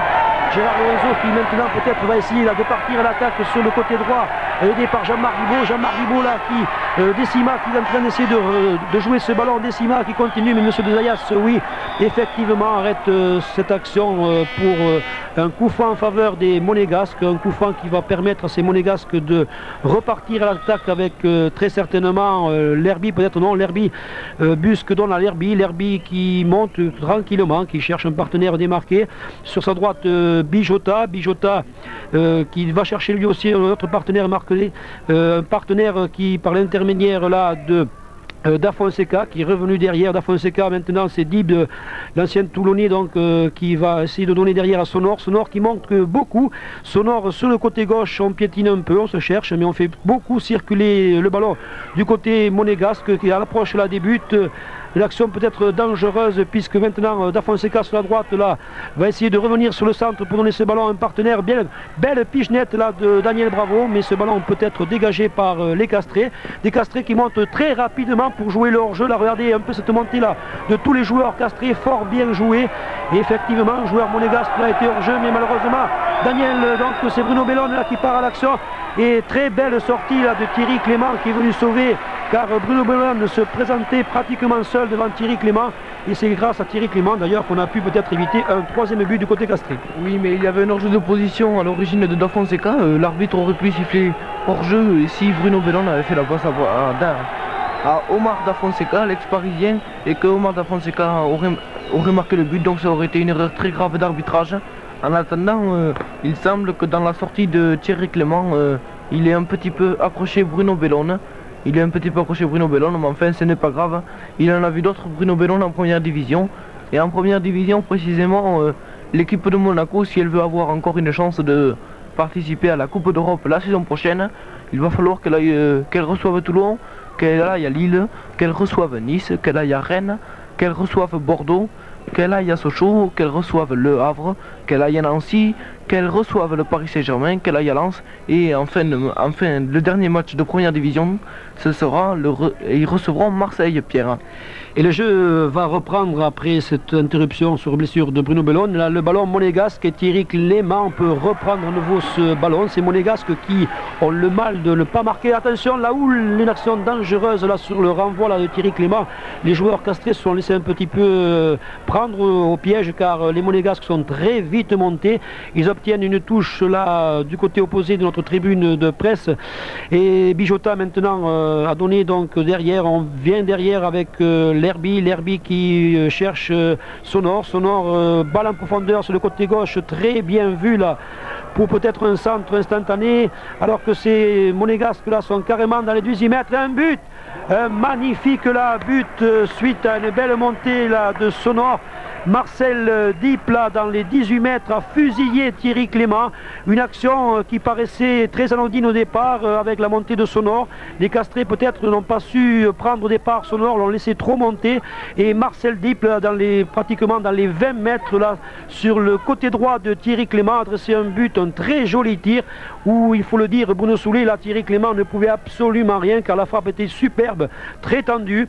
Et ce troisième but là, après maintenant 8 minutes de jeu, commence à confirmer un peu cette domination monégasque depuis le début. 3-1, je pense que maintenant ça va être très dur pour ces Castrés, surtout de revenir au score et puis peut-être ne pas encaisser trop de buts d'ici la fin des 90 minutes. Et oui, ce but ils l'ont obtenu grâce à Sonor, Luc Sonor, l'ex-Messin, qui d'une montée rageuse a créé le surnombre au sein de la défense castraise, et il a pu passer en dernier recours à Marcel Diep qui d'une bonne frappe tendue du pied droit a réussi à tromper Thierry Clément, alors que là le jeu a repris à 3-1. Je crois que les Castrés perdent un petit peu de leurs espoirs, et là c'est Luc Sonor, l'héros de la montée donc, et qui passe à Soren Busk sur l'aile droite. Soren Busk qui s'appuie avec Dominique Bijota et qui remet un retrait à L'Herby, n'est-ce pas Pierre? Et puis il faut remarquer que Busk et L'Herby sont souvent côte à côte. L'Herby qui souvent aussi reste en retrait, il ne monte pas beaucoup. Je pense qu'il laisse faire ce travail à des garçons comme Rohr, comme Diep, Da Fonseca et Bravo devant. Et c'est Monégasque maintenant qui joue très tranquillement. Il faut reconnaître bien entendu que la différence est importante dans ce club de promotion d'honneur et ce club de division 1. 5 séries d'écart, ça fait beaucoup, d'autant plus que le rythme d'un côté comme de l'autre est tout à fait différent entre ces amateurs et ces professionnels. Daniel Bravo là qui a l'air de passer une excellente soirée, et c'est Monégasque là qui essaye de repartir sur le côté gauche avec ce Bruno Bellone, un beau gabarit Bruno Soulet, car ce Bruno Bellone est donc rentré aujourd'hui et il fait quelques misères là du côté gauche, mais on peut déjà souligner que la sortie de Francis Ifen au cours de la première période est en train de se payer cher du côté castré, car nous avons vu un excellent Francis Ifen, il faut le rappeler, au cours des dernières rencontres de l'Étoile sportive castraise en Coupe de France, et aussi maintenant Manuel Amoros là, qui laisse le soin, je pense, de tirer ce coup franc à Bruno Bellone, un coup franc très dangereux. Oui, un coup franc très dangereux de Bruno Bellone qui est tiré au premier poteau, et finalement Olombel réussit à dégager cette balle en touche. Et il faut dire que la sortie de Francis Ifen a eu comme conséquence que sur le banc de touche castré, il y a Porté et Pradel, deux attaquants de pure race, et remplacer un libéro par un attaquant, Pierre, surtout dans un match de cette importance, ce n'est pas facile. Alors que là, Bruno Bellone, de nouveau, qui vient de se faire un petit peu retourner comme une crêpe par Philippe Lemonnier, et ce qui va donner à nouveau un corner pour Monaco, un corner que va tirer Bruno Bellone, car c'est Bruno Bellone qui les tire habituellement à Monaco. Et je suis un petit peu soucieux d'ailleurs pour cette défense castreuse, car sur l'action, vous avez vu que Busque, là, Dafonseca était carrément seul. Là, heureusement que le centre n'est pas parvenu à l'un des deux. Un corner fort dangereux, je ne sais pas si les Castrés vont pouvoir se dégager, si. Mais attention, les Monégasques ont failli reprendre ce ballon qui va atterrir en touche, et Sonor va avoir le plaisir de faire cette remise en jeu. Mais il préfère donc laisser ce ballon plutôt que de le prendre. Il vient en retrait pour faire repartir l'action. Sonor en direction là, de Lerby. Lerby peut-être pour Busque à sa droite. Non, Lerby attend tranquillement que Daniel Bravo vienne récupérer ce ballon. C'est maintenant Busque qui redonne à Lerby. On s'amuse un petit peu là du côté monégasque, mais cette action ne parvient pas à monter rapidement. Là du côté gauche, Bruno Bellone cherche Daniel Bravo. Daniel Bravo laisse pour la talonnade pour Bruno Bellone. Un tir mais contré par la défense castraise. Ce ballon qui revient pour les monégasques là avec l'intermédiaire de Bijota. Bijota qui n'a pu prendre ce ballon puisque Raphaël Loubet, le castré, s'est interposé avec brio. Raphaël Loubet qui va peut-être partir du côté droit. Grand ballon devant là pour l'intermédiaire de Porté. Porté qui reprend ce ballon là, qui va peut-être pouvoir centrer.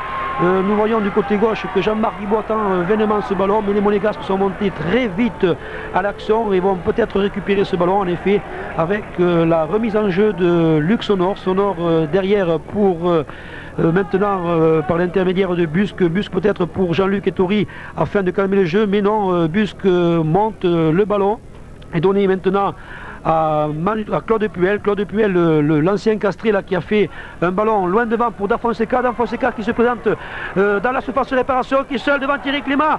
Il laisse pour derrière. Ouh là là, l'action fort dangereuse pour Bruno Bellone là. Pour Daniel Bravo. Daniel Bravo qui a remis instantanément. Et ouh là, l'arrêt splendide de Thierry Clément.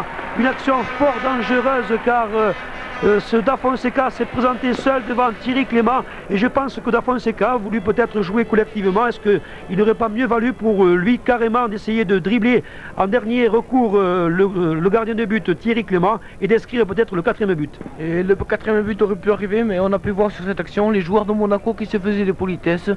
Tiens, à toi, tire, non, tiens, tire. Ils se faisaient des petites passes comme ça, personne ne voulait tirer, alors que dans un match de première division, le premier qui a une balle comme ça, il tire de toutes ses forces dans le sens du but, Pierre.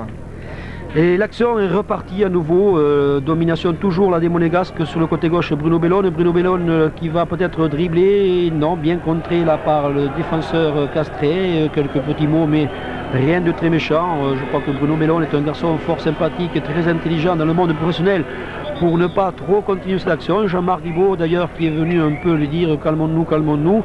Tout va très bien se passer. Monsieur de Zayas là qui appelle le joueur castré Frédéric Rossignol pour lui faire une remontrance, et la tapette amicale entre Bruno Bellone et Frédéric Rossignol démontre que tout est rentré dans l'ordre avec la touche pour l'équipe monégasque. Les Monégasques qui viennent de perdre ce ballon sur un mauvais contrôle. Vous voyez que même eux ne font pas rien que du 100% de réussite. Ces castrés vont pouvoir se dégager. Et là on se demande maintenant comment ces castrés peuvent arriver à marquer un second but, peut-être sur un exploit personnel ou une erreur défense commise en première période par Luc Sonor. Ces castrés qui doivent payer un peu cher tout leur parcours en Coupe de France, un parcours qui, rappelons-le, a été admirable tout au long de ces rencontres, car ces castrés ont tour à tour battu Murat, Saint-Sulpice, Fonsorbe, Blagnac, Lavore, l'équipe tarnaise de Lavore qui avait battu Montauban, un club de Division 3. Et enfin, les deux derniers matchs héroïques, l'équipe de Béziers Division 2 et surtout l'équipe de Royan après une prolongation qui a été à l'avantage des Castrés par les tirs au but 5-4, un match splendide au stade du Travet à Castres. Et tous ces matchs-là font qu'avec le championnat et la Coupe du Midi, car n'oublions pas que les Castrés sont toujours qualifiés en Coupe du Midi, ça doit peser très lourd dans les jambes castraises. Porté qui essaye là de donner loin devant là pour Raphaël Loubet, qui s'est un petit peu jeté d'ailleurs les deux pieds en avant. Et effectivement, M. De Zayas a fort bien sifflé ce coup franc en faveur de Monaco. Ce coup franc qui va être joué par Claude Puel. Claude Puel en direction là de Bijota. Bijota pour Busque qui donne à Daniel Bravo qui peut être cherché Bruno Bellone. Là, Bruno Bellone qui essaie de prendre ce ballon, mais ce ballon va atterrir carrément dans les bras de Thierry Clément. Une action pas trop dangereuse, mais regardez bien ce marquage de Castré. Là, il commence à laisser un petit peu trop ses joueurs monégasques trop seuls, et il faudra faire attention car à 3-1 après un quart d'heure de jeu, il reste 30 minutes pour ces Castrés, pour essayer peut-être d'inscrire tout d'abord un second but et surtout d'éviter un naufrage, car si ces monégasques se mettaient à marquer des buts, et pourquoi pas, car ils ne marquent pas de but en ce moment en championnat, ils piétinent. Rappelons ces derniers matchs de Monaco. Monaco à domicile a été battu par le Racing Club de Paris, avait fait match nul avec le Racing Club de Paris 0-0. Monaco avait été donc faire un match nul au stade Geoffroy Richard 0-0. Et enfin, ce match de reprise du championnat de la trêve avec la défaite au stade Louis II à Monaco par l'équipe de Brest qui était venue gagner 1-0. Ce qui fait que je suppose que Stéphane Kovac, l'entraîneur, doit donner des consignes formelles. Pas de cadeau, je pense, aujourd'hui face à l'Étoile sportive de Castres qui évolue en promotion d'honneur. Et les monégasques, certainement, vont essayer aussi peut-être se faire plaisir.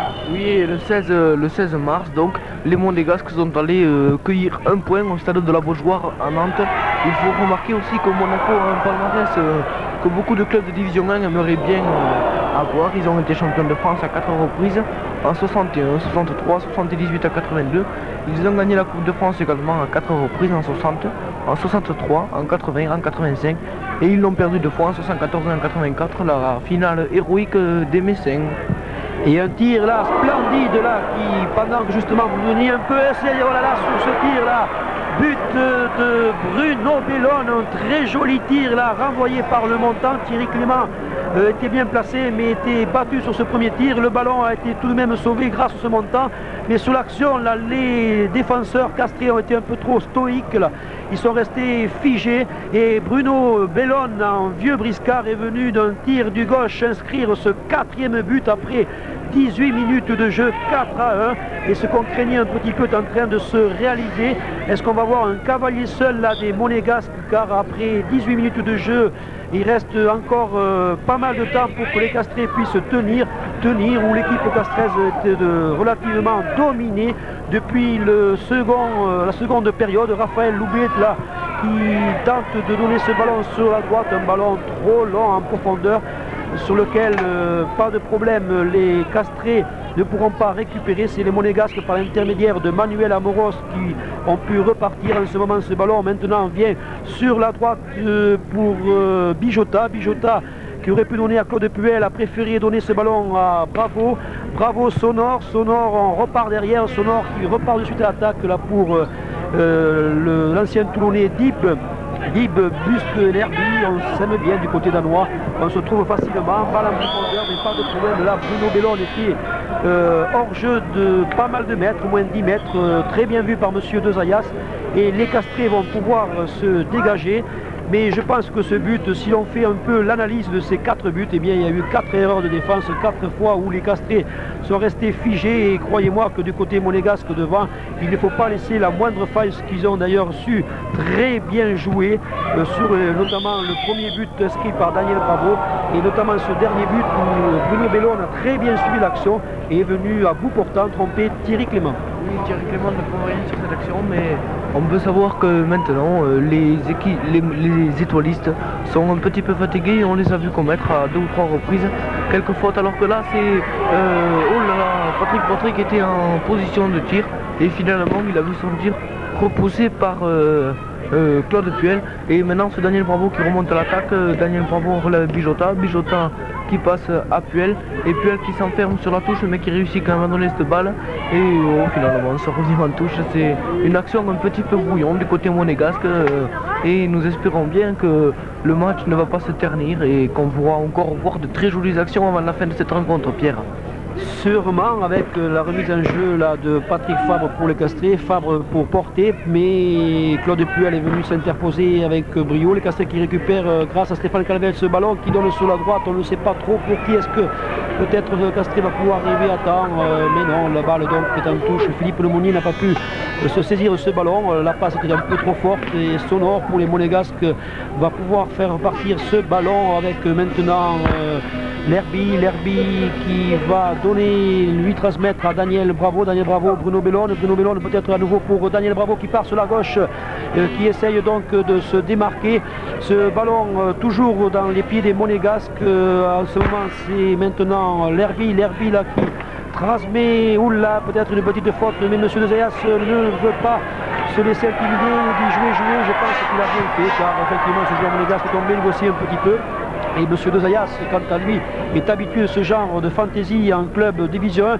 Daniel Bravo là sur la gauche, peut-être là pour Da Fonseca. Il préfère passer ce ballon qui va être récupéré par les Castrés in extremis pour Olombel qui a donné ce ballon à Thierry Clément. Thierry Clément qui donne très loin devant là sur la droite, alors que Bruno Bellone là, est venu coude à coude essayer de récupérer ce ballon à Patrick Fabre, l'avant-centre Castré, qui va bénéficier de cette touche, peut-être la touche rapidement jouée pour essayer de trouver la faille du côté de Monaco, et il préfère laisser ce ballon pour Philippe Lemonnier, alors que M. Dezayas calme un petit peu les jeux et a préféré distribuer un coup franc sur l'action. On pensait qu'il y aurait peut-être cette remise en touche, mais il préfère donc distribuer un coup franc, jugeant qu'il y avait une faute sur ce Castré. Le coup franc va peut-être se dérouler, il faut attendre le bon plaisir peut-être en ce moment de M. Dezayas, mais je pense qu'on va assister à un remplacement. Et effectivement, c'est le numéro 13, Jean-Marc Ferrage, qui va rentrer pour Monaco, l'ancien Toulousain Jean-Marc Ferrage, alors que du côté Castré, eh bien Jean-Marc Guibaud va laisser la place au jeune Emmanuel Pradel, ce jeune Emmanuel Pradel qui doit être très heureux d'effectuer cette rentrée, ce rêve de pouvoir jouer Bruno Soulet face à un club de Division 1. Je crois que pour tout jeune qui évolue au sein notamment de l'Étoile Sportive Castré, c'était un rêve, et ce rêve devient réalité pour Emmanuel Pradel. Surtout que Manu n'a que 17 ans, il a 17 ans, il va les avoir aux alentours du match, je ne sais pas s'il les a eu ou s'il va les avoir, mais en tout cas, il a tout juste 17 ans, et à 17 ans jouer contre des professionnels, croyez-moi que ça marque, surtout que lui, le club fonde de gros espoirs, ils espèrent le voir un jour aussi bien placé, si ce n'est plus que Claude Puel qui est, il faut le dire également, originaire de l'école sportive Castrez. Il a ses parents qui vivent à la Garrigue près de Castres. C'est un Castré d'origine, un Castré. Il a joué la plupart de ses matchs à Castres. Et en 1978, il est parti émigrer sous d'autres cieux. Et ces autres cieux, c'était le Rocher de Monaco. Et depuis, il n'a plus quitté la principauté. Et puis il faut souligner que ce joueur professionnel, Claude Puel, alors que ce ballon va atterrir dans les bras là, de Thierry Clément, et ballon pour les Castrés, enfin, qui par l'intermédiaire de ce même gardien va pouvoir se dégager, eh bien Claude Puel est soi-disant un garçon au niveau professionnel très sérieux, il veut faire beaucoup de choses au maximum. C'est les ouï-dire un petit peu de ce que nous avons pu recueillir discrètement auprès de Stéphane Kovacs. Et je pense que Stéphane Kovacs a fait un éloge de ce joueur Claude Puel, alors qu'il ne faut pas oublier que Daniel Bravo, eh bien, dans les années 69-70, du côté des années glorieuses de l'Étoile Sportive Castrez, il y avait un entraîneur qui s'appelait M. Bravo, qui n'est autre que le père d'ailleurs de ce joueur Daniel Bravo, qui doit être très heureux quant à lui aussi de retrouver un petit peu cette Étoile Sportive Castrez. Et il faut souligner aussi que dans les tribunes de presse, eh bien, il y a Henri Ledoux, l'ancien gardien de but de l'Étoile Sportive Castrez. Claude Puel, quant à lui, eh bien, tranquillement va pouvoir faire la remise en touche. Claude Puel qui transmet très loin derrière ce ballon pour Bijota. Bijota qui n'a pas su trop quoi faire. Et ce ballon à nouveau dans les bras du gardien de but Castré, Thierry Clément. Thierry Clément pour Olombel. Olombel à nouveau pour Thierry Clément, mais on se demande un petit peu là comment vont pouvoir s'organiser cette équipe castraise qui est dominée. Je crois que maintenant, à moins de 21 minutes de la fin du match, on a l'impression que ce match commence à tomber un petit peu de densité. On commence un peu à s'ennuyer ici au stade municipal de Revel. Peut-être que les supporters nous entendront et vont essayer de donner un peu de la voix pour essayer de de faire à nouveau partir la machine Castres, cette machine Castres qui je pense est en train de payer tous les efforts que nous avons déjà relatés. La fatigue certainement est en train de se payer, car n'oublions pas qu'en première période, eh bien, ces Castrés ont couru beaucoup, ils ont été obligés de courir pratiquement sur tous les ballons, et les Monégasques très filous dans la matière ont fait bien sûr ce jeu afin un peu de fatiguer ces Castrés pour pouvoir porter après l'estocade pour essayer de s'assurer ce succès. Alors que demain, il faut souligner que demain, il y aura du côté d'Albi un match fort intéressant qui mettra aux prises le club de division 3 Rodez face à Saint-Étienne. Et là, je pense que le match risque d'être encore plus équilibré. Oui, le match risque d'être encore plus équilibré, car Rodez évolue en division 3 et ça fait plusieurs années qu'il cherche à ouvrir la porte de la division 2 pour cette équipe ruténoise qui va être opposée à Saint-Étienne. L'an dernier, ils avaient été opposés au même stade en 32e finale, au même stade de la compétition, à un club de division 1 qui désormais évolue en division 2. C'était l'équipe bastiaise, vous vous en rappelez sûrement, Pierre. L'équipe ruténoise avait dominé pendant pratiquement tout le match. Et finalement, ils ont pu conclure leurs multiples actions. Et au pénalty, ils avaient échoué face donc à cette équipe bastiaise. Et cette année, ils vont jouer contre Saint-Étienne. Ils ne veulent pas avoir les mêmes erreurs que l'année dernière. Alors donc, ils vont essayer de gagner ce soir, de gagner demain, pardon, face au Stéphanois. Et sur l'action, là, le défenseur Busque, oui, rouspétait un petit peu, mais je crois que l'arbitre touche a très bien vu. Ce ballon était sorti, donc 6 mètres là pour les Castrés. A souligné que notre ami danois Busque monte très souvent. Il n'a pas peur de laisser un petit peu son camp derrière et de monter et de faire le maximum pour inscrire ou faire marquer un but. Et sur le placement du terrain, remarquez aussi qu'il y a des Monégasques libres un peu de leur choix et de leur personnalité, notamment Sonore derrière, qui est souvent tranquillement seul et qui peut distribuer le jeu à sa manière. Il n'a pas peur lui aussi de monter. Ce ballon maintenant dans les pieds là, des Monégasques avec justement Sonore là qui joue toujours derrière, qui va, regardez bien partir Sonore là-bas sur le côté gauche, qui va peut-être récupérer ce ballon. Sonore qui va transmettre derrière à Busque qui va remettre à Sonore. On ne sait pas trop comment faire en ce moment. Monaco, on se cherche un peu là. Mais finalement, ce ballon va repartir sur le côté droit. Un ballon qui va peut-être être compté par les Castrés. Un ballon dangereux. Ou sous la tête là, peut-être que ce Castré là s'est fait mal, car on a eu peur là que ce ballon puisse, disons, être capté par les Monégasques, ce qui aurait été une action très dangereuse. Il n'en est rien été. Sur l'action, il y a eu, je pense, Frédéric Rossignol qui est venu s'interposer là, qui a l'air de souffrir un peu. Peut-être au niveau de la jambe, mais très rapidement le soigneur Castré est rentré. Je ne pense pas que ce soit très grave et que le joueur va pouvoir reprendre sa place. En effet, Frédéric Rossignol peut trottiner et reprendre sa place. Frédéric Rossignol, un très beau gabarit d'ailleurs du côté de Toile Sportive Castres, qui est venu magistralement s'interposer et prendre ce ballon. Touche rapidement jouée par Claude Puel sur le côté droit. Claude Puel qui va peut-être remettre un nom, c'est Daniel Bravo qui remet cette touche à nouveau. Daniel Bravo qui va peut-être essayer de monter alors que l'Herby remet pour Bijota qui a perdu ce ballon. C'est Stéphane Clavel-Castré qui a récupéré pour porter là, qui cherche un partenaire sur le milieu de terrain, tête là de Décima. Décima malheureusement n'a pu de transmettre ce ballon et les Monégasques vont pouvoir peut-être le reprendre. Gérard Lorenzo le Castré là qui a failli prendre ce ballon et pouvoir remettre rapidement l'action, et il va bénéficier d'une touche.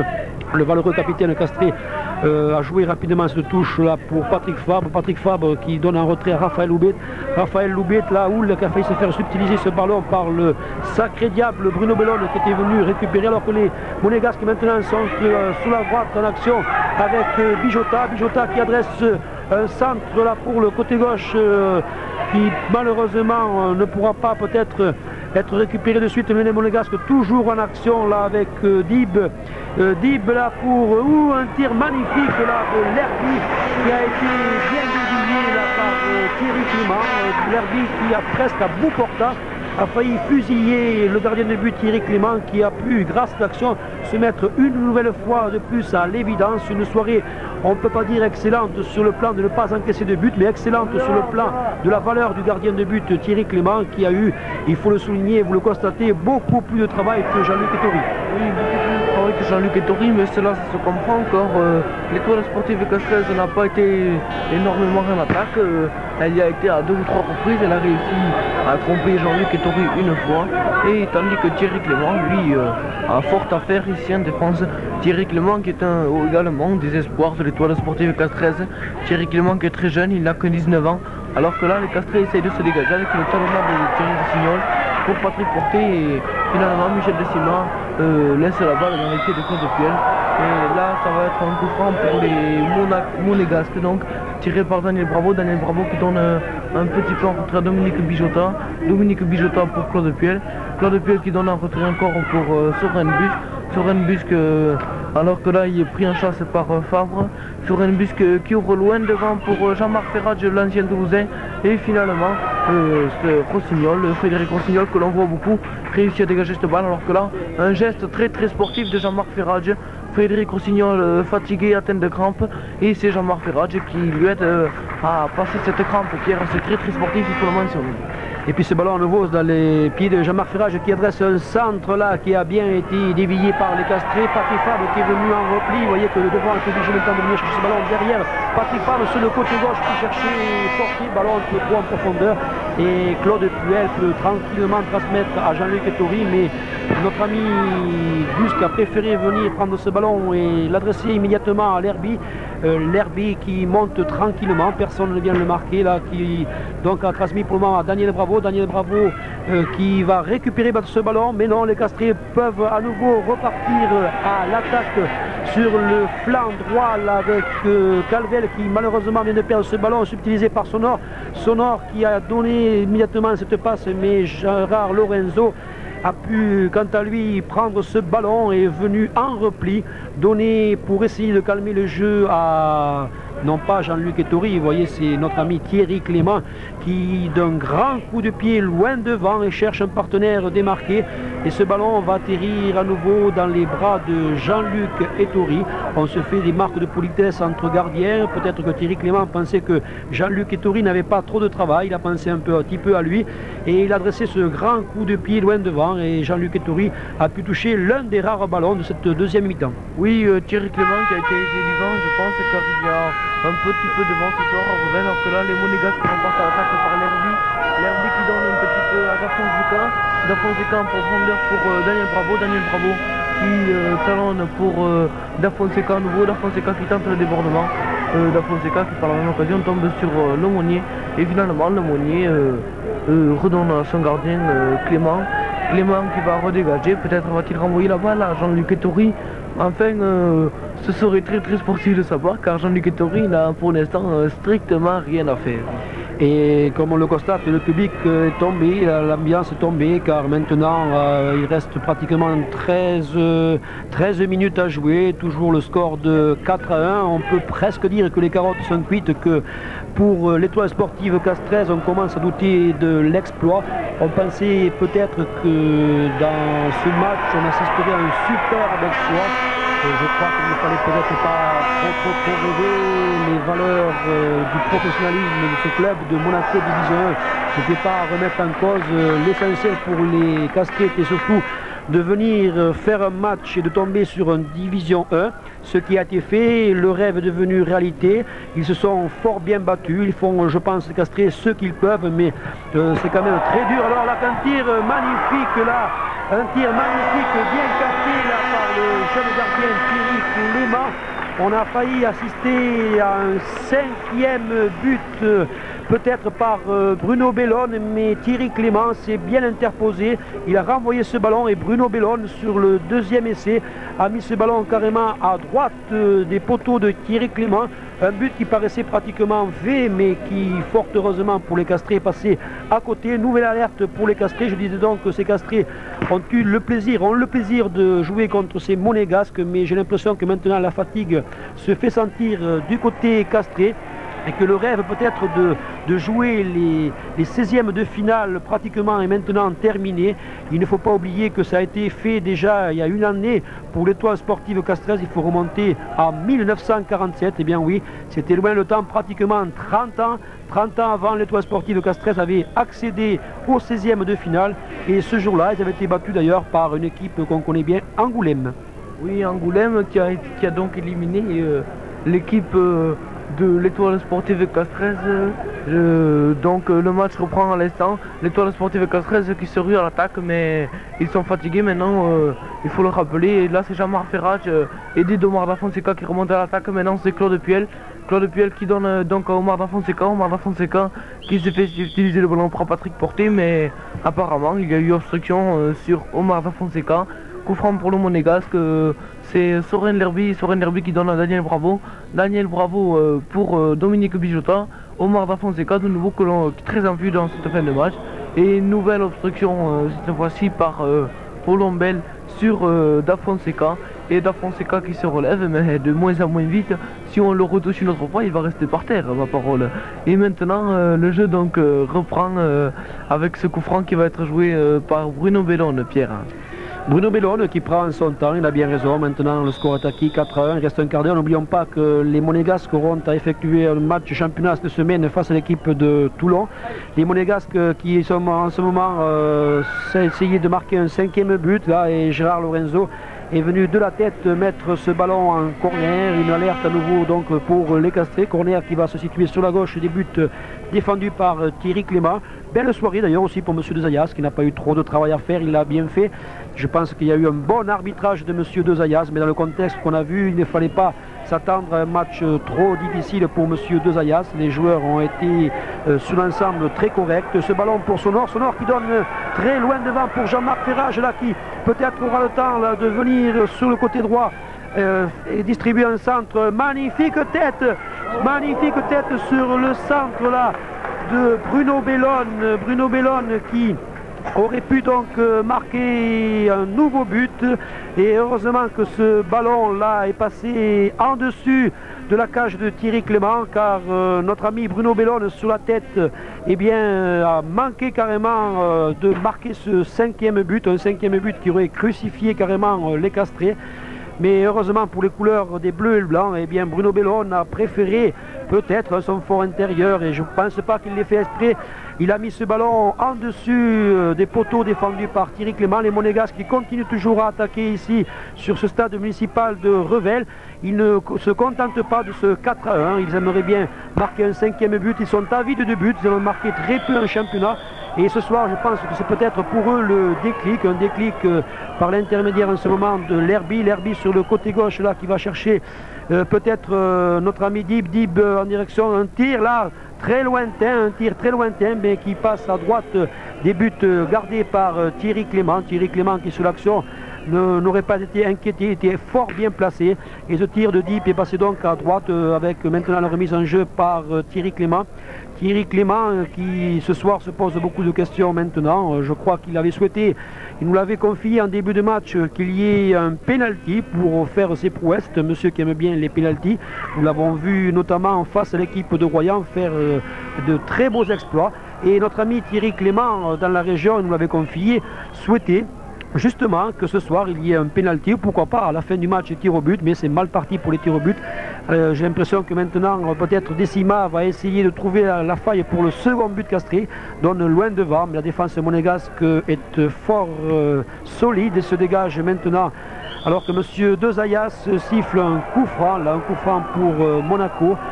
Monaco qui certainement va peut-être avoir un déclic en championnat. Peut-être que ce match de Coupe de France va leur permettre de partir sur de nouvelles bases en championnat, et surtout marquer dans les prochains matchs de nombreux buts. Pour le moment ici au stade municipal, et bien face à Castres, ils en ont marqué 4. Monsieur Dezayas qui ne fait pas de cadeaux aux petits poussés, et bien au contraire il siffle des coups francs très justes ma foi de part et d'autre. Il n'y a aucune préférence pour quelle que soit l'équipe. Donc maintenant ça va être un dégagement 11 mètres qui va être dégagé donc par Thierry Clément qui prend bien son élan, qui calme un peu le jeu, qui temporise. Il tape au niveau de la ligne médiane environ pour les Monégasques qui vont relancer par l'intermédiaire de Busk pour Lerby, les Danois compèrent sur le terrain. Lerby qui donne pour Daniel Bravo qui va s'enfoncer dans la surface de réparation castreuse. Il cherche quelqu'un en retrait et c'est Lerby qui arrive et d'une frappe canon. Malheureusement elle est bien haute, mais sinon une très belle frappe de Lerby comme on l'a vu faire dans la Coupe du Monde si souvent, Pierre. Oui, et puis cette frappe finalement s'apparenterait à un excellent joueur de rugby dans un droit puisque ce ballon est passé très haut de la cage de Thierry Clément. Mais de toute façon je crois que c'était bien osé de la part de Lerby de tirer de très loin. On reproche souvent au football français de ne pas tirer souvent au but et là je pense que c'était une belle occasion là pour Lerby de démontrer alors qu'il reste pratiquement 5 à 6 minutes de jeu, toujours le score de 4-1. Et dans les tribunes d'ailleurs nous avons eu le plaisir de rencontrer Henri Ribul, cet excellent international amateur qui avait participé avec l'équipe de France aux Jeux Olympiques méditerranéens en 67-68.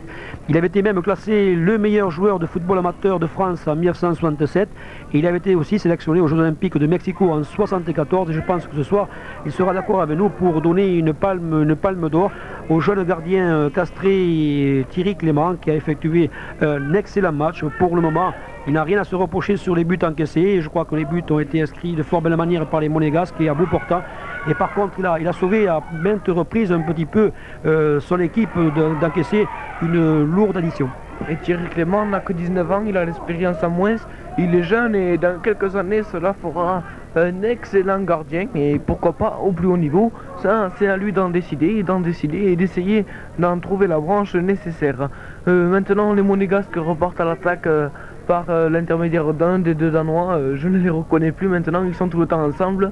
Da Fonseca qui donne en retrait pour Bruno Bellone qui donne à Lerby probablement, et non je me suis trompé, il donne à Dominique Bijotta et finalement les castrés par l'intermédiaire de Patrick Fabre réussissent à repartir à l'attaque.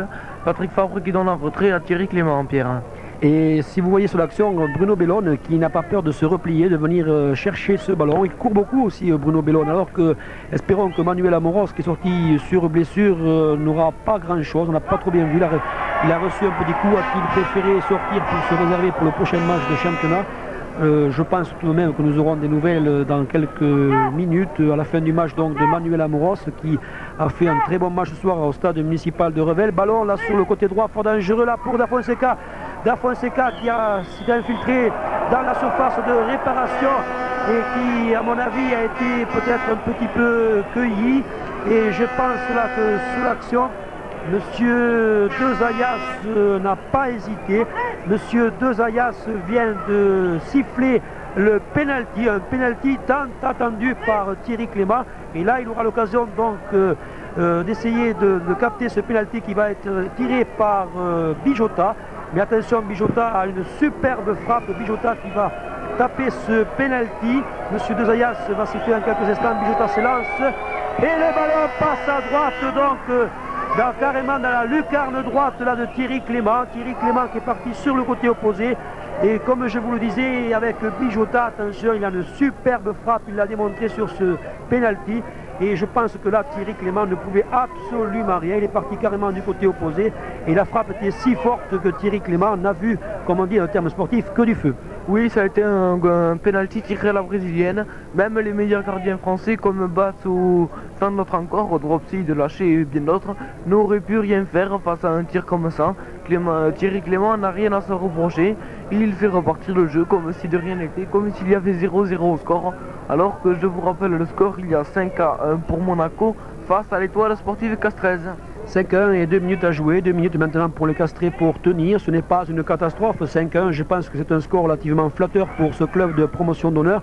Et a priori, il devrait satisfaire certainement l'Étoile sportive castreuse qui, n'oublions pas, a tenu tout de même Monaco pratiquement en échec une mi-temps. En effet, ils sont intervenus à la mi-temps sur le score de 2-1. On pouvait rêver encore, mais on a très vite donc en seconde période, que les Monégasques allaient accentuer leur domination. Et effectivement, ils ont dominé. Il y a eu très peu d'incursions des Castrés dans le camp monégasque en seconde période. Et le score est tout à fait logique, mais un score flatteur pour les Castrés qui certainement ne voulaient pas prendre de carton. Et s'ils se quittaient sur un score de 5-1, eh bien je crois que les Castrés auraient carrément rempli bien leur contrat, tenant une bonne première mi-temps. Et en seconde période, je pense que le côté physique est passé donc au-dessus des Castrés. Ils étaient fatigués.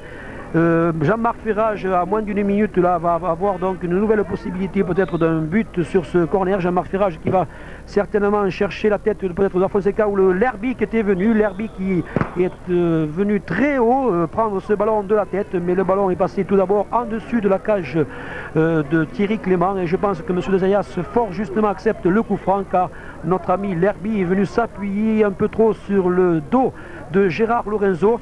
Il faut souligner que Gérard Lorenzo, ce capitaine de l'Étoile Sportive Castres, fort sympathique joueur et un excellent joueur qui avait joué à l'US Albi, va peut-être mettre un terme, je dis bien peut-être car peut-être il reviendra sur sa décision, à la fin de cette saison 1987 avec l'Étoile Sportive Castres.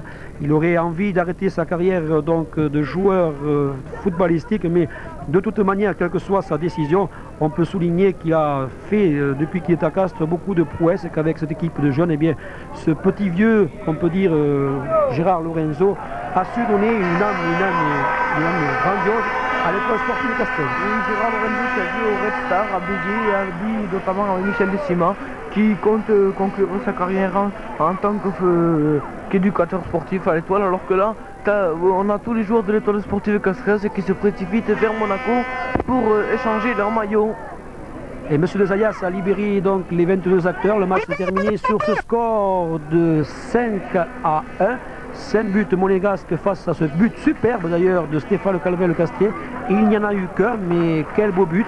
Et maintenant le public envahit la pelouse du stade municipal de Revel. Et je crois que l'ensemble du public fait innovation à l'ensemble des deux équipes. L'équipe de l'Étoile Sportive Castres qui sort la tête haute du 32e de finale de la Coupe de France de football. Bruno Soulet et Pierre Cousy, ravis donc d'avoir été parmi vous ce soir au stade municipal de Revel pour cette rencontre de Coupe de France de football. Et peut-être Bruno Soulet, juste le fin de l'amour.